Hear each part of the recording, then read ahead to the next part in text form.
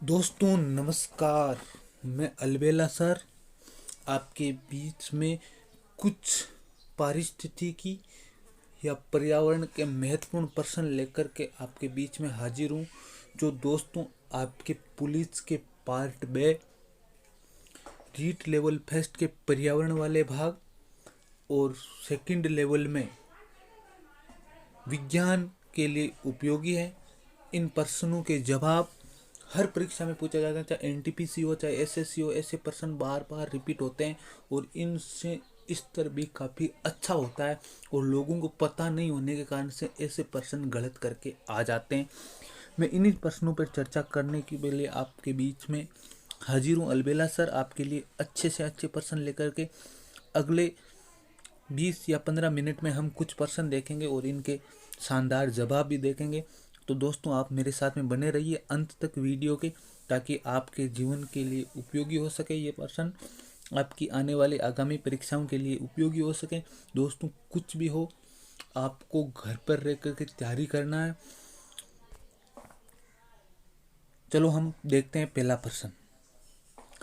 पेयजल में नाइट्रेट की अधिकता से बच्चों में होने वाला रोग। ध्यान देना दोस्तों, रीट लेवल फेस्ट में 3 या 5 रोग लगे हुए हैं। मलेरिया है, पोलियो है, ये मेथेनोग्लोबिनिया या जिसको ब्लू बेबी सिंड्रोम या ब्लू बेबी रोग कहते हैं। दोस्तों ये बहुत ही इम्पोर्टेंट प्रश्न है। पेयजल, तो दोस्तों जो पेयजल में नाइट्रेट की अधिकता से रोग होगा वो किसका उदाहरण होगा? पहले तो जल प्रदूषण का, क्योंकि जब जल में पर नाइट्रेट की मात्रा बढ़ेगी तो जल क्या होगा? प्रदूषित होगा। तो ये तो इम्पोर्टेंट रूप से ध्यान रखना, ये रोग होगा वो किस प्रदूषण से प्रभावित होगा? जल प्रदूषण से। तो दोस्तों नाइट्रेट की मात्रा क्यों बढ़ जाती है? क्योंकि आजकल रासायनिक खादों का प्रयोग अधिक होने लगा है, जिसके कारण से जल में नाइट्रेट की मात्रा अधिक हो रही है और इसके कारण से बच्चों के अंदर एक रोग होता है जिसको मेथेनोग्लोबिनिया, जिसको हम साधारण भाषा में ब्लू बेबी रोग, जिसके कारण से जैसा कि नाम से विदित है बच्चों के शरीर के अंदर रक्त का रंग नीला पड़ जाता है। तो बहुत ही इम्पोर्टेंट रूप से ध्यान रखना है। तो दोस्तों इस प्रश्न का जवाब होगा वो होगा ब्लू बेबी सिंड्रोम।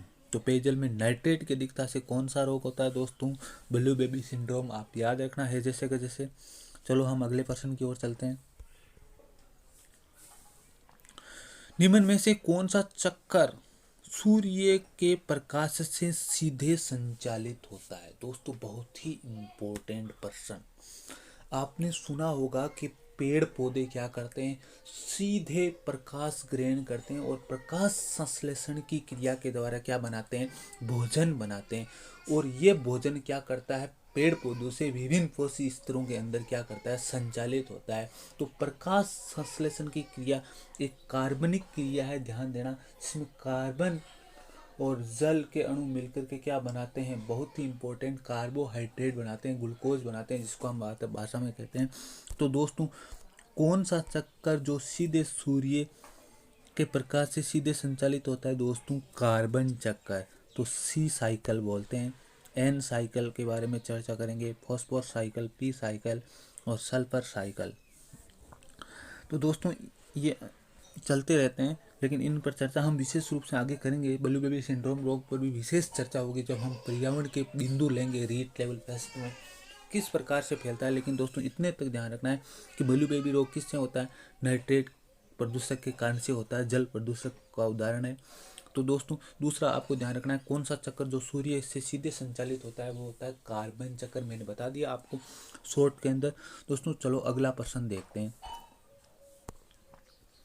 प्रजीविता एक उदाहरण है। दोस्तों ये बहुत ही इंपॉर्टेंट, प्रजीविता एक बायोलॉजी का बहुत ही बड़ा मुद्दा है, जिसके अंदर क्या करते हैं, जैसे हम कहते हैं नहीं कि कहीं जुआ खावेगी, इसका मतलब क्या होता है? जू, आपने देखी होगी ना जू, वो क्या करती है? हमारा खून चूसती है।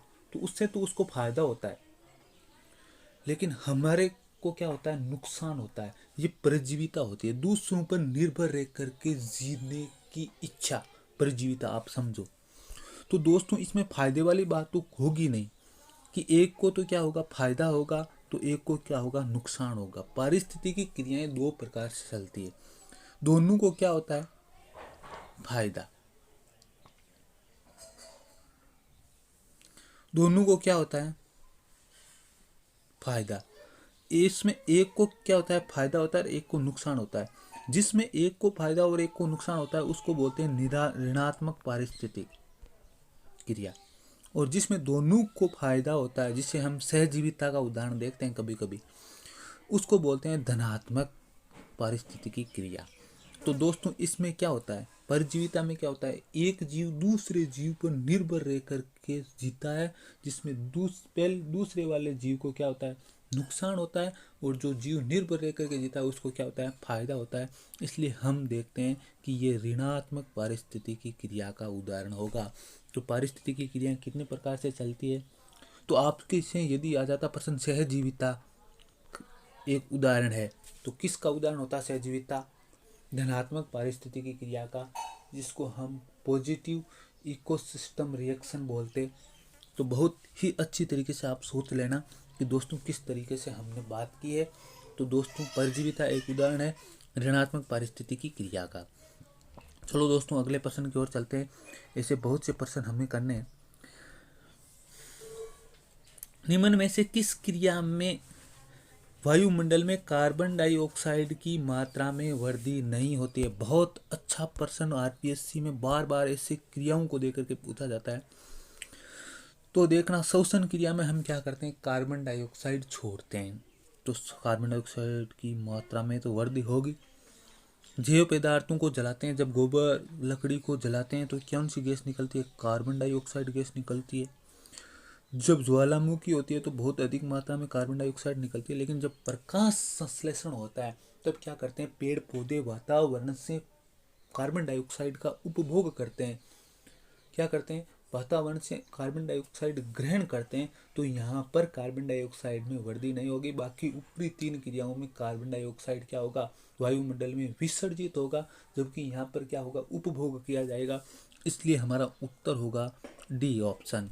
तो दोस्तों एक एक प्रश्न को आप आराम से स्क्रीनशॉट लेकर के देख लेना, बहुत ही इंपॉर्टेंट प्रश्न है। ऐसे कैसे छपे मिलेंगे आपको पेपरों में, चाहे एनटीपीसी का पेपर हो, चाहे बी पार्ट का पेपर हो, चाहे रीट लेवल फर्स्ट में पर्यावरण का पेपर हो, उसमें ऐसे कैसे छपे मिलेंगे।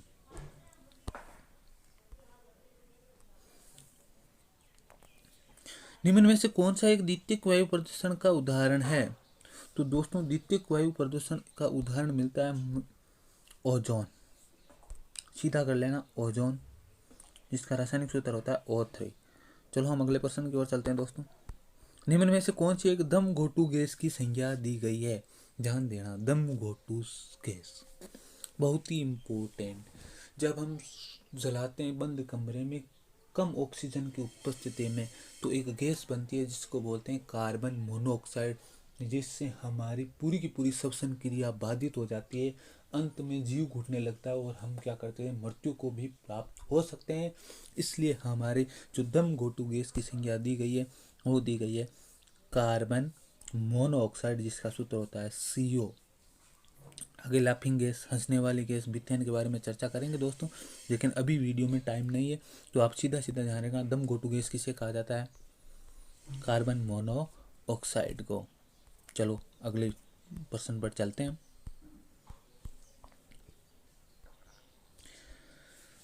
हाँ दोस्तों, पहला कथन दे रखा है यहाँ पर, नाइट्रोजन के ऑक्साइड, बहुत इंपॉर्टेंट, नाइट्रोजन के ऑक्साइड अम्ल वर्षा में योगदान देते हैं, नाइट्रिक अम्ल बनाते हैं। नाइट्रिक अम्ल क्या करता है, नीचे गिरता है, बहुत अच्छी तरीके से सही दे रखा है।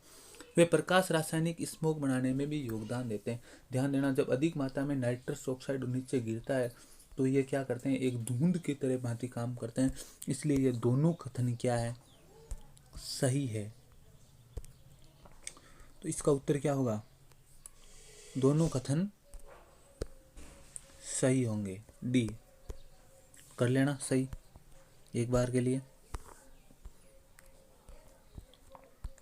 ओजोन परत को सर्वाधिक नुकसान पहुंचाने वाला कारक निम्न में से कौन सा है? तो दोस्तों ये बहुत ही चिर परिचित प्रश्न है, जिसमें हम बोलते हैं CFC, क्लोरोफ्लोरो कार्बन।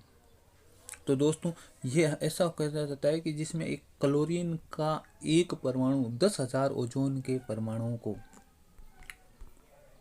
10,000 ओजोन के परमाणुओं को नष्ट कर सकता है। क्लोरीन का एक परमाणु 10,000 ओजोन के परमाणुओं को नष्ट कर सकता है। अब ध्यान देना,